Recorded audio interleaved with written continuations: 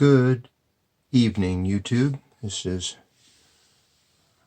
the penultimate report on the install of this Galaxy Quest steam boiler. We've got the drip line soldered in for the pressure relief valve with a compression nut so it can be replaced easily without resorting to a torch. The cabinet up top here is nice and vented to allow any excess heat or natural gas that may accumulate to come on out. And 6-inch flue going into a nice new flue liner. A lot of bare pipe here. I think that the new owners would be well advised to insulate, or rather re-insulate this pipe. And it was covered with asbestos at one time. And it gets pretty warm down here when this thing fires off. So there's the gas line. We've got the gas shutoff valve for the boiler is up here. So if any work needs to be done, this piping can be removed, and this is out of the way, as that's at least almost 6.5, 7 feet off the ground. This, of course, is going to the range. This is going to the dryer, and this is the overall shutoff valve for this entire complex, so we don't have to shut off the gas meter again. I had a question about how the slant thin Galaxy is wired in as far as wiring in the thermostat, and what they call for is the wire from the low water cutoff, this light blue wire, and then a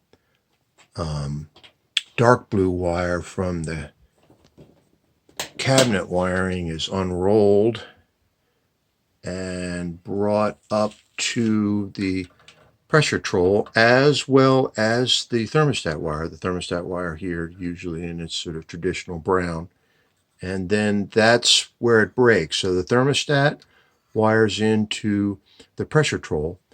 I point out that the pressure control is now bottomed out to its lowest setting. The cut-in setting is at 0.5, or at least that's what it says on there.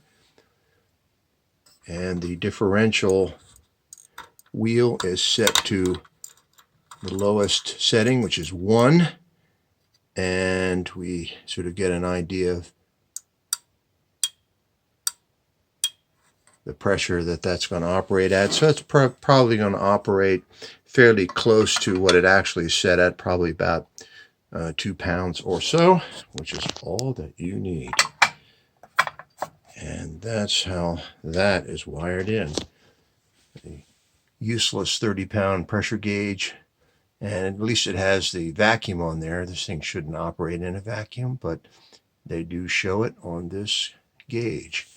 So if you actually see this move much beyond a notch or two, you've probably got too much pressure. There's the skim tapping, as we've shown you before, with a clean out and a drain valve.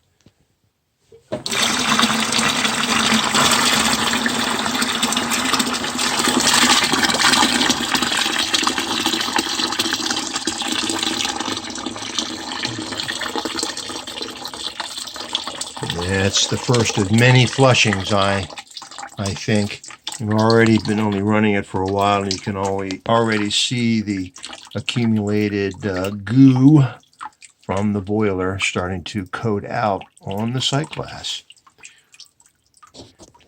We've got our sight glass truth tester, and we've got a little drain hose on there.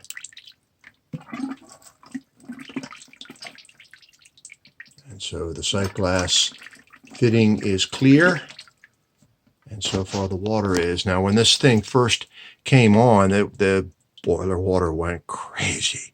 Usually I believe that is due to the detergent component of the oil that's soaked in. And got to run it for a while. That dissolves in the boiler water, so when you drain the boiler and refill it with fresh water, that at least is diminished, and then the oils start coming out and doing their wonderful work of making the steam wet. So let's see, got a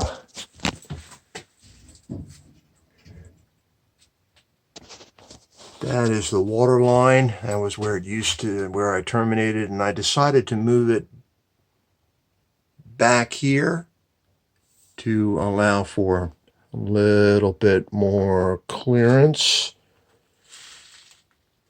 rather than have it become a headbanger where I was originally planning on putting it. So I got this lovely beam clamp here. I got this steel beam. Nice accessory. It makes this thing just solid as a rock. And so we got your Backflow Preventer, which is to reduce the likelihood of dirty boiler water possibly being drawn back into the drinking water if there is a problem with the water supply. Not likely to happen, but hey, the stuff tastes pretty. It's definitely too thin. Was it too thick to drink, too thin to plow? And we've got it feeding into the copper return. Now the copper return was here already, so we didn't really mess with that. I soldered a T on there for the drain. That's a nice full port drain. And then I've got a 1-inch sweat isolation valve so we can do a no return flush. I've got that open. We can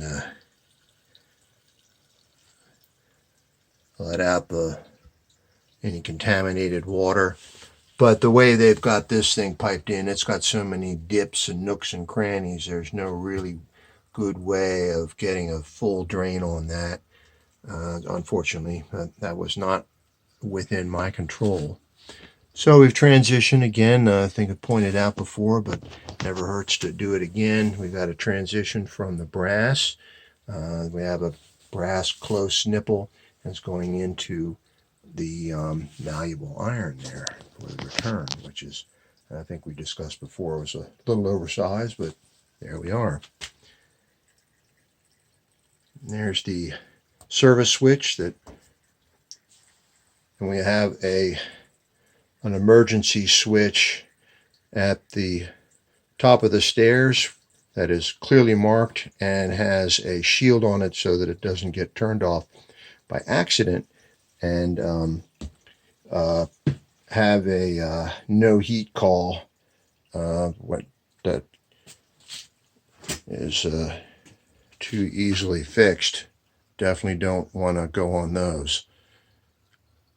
So there we have it. I think we've got that one well in hand. We just have to come back at some point and clean it, probably in the next couple of weeks or so with the new owners, hopefully. But it was quiet as a mouse, and the VXT will act like a canary in the coal mine for any hidden leaks.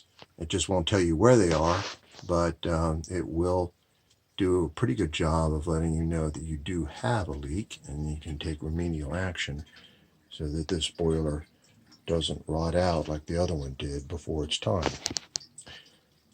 I want to thank you all again for your comments. I'm sorry I haven't had a chance to answer them for the last video, so I hope this one answers some of the questions, and we'll see you on the next one. Probably we're going to maybe do one for the cleaning. video on this one. Take care. Bye.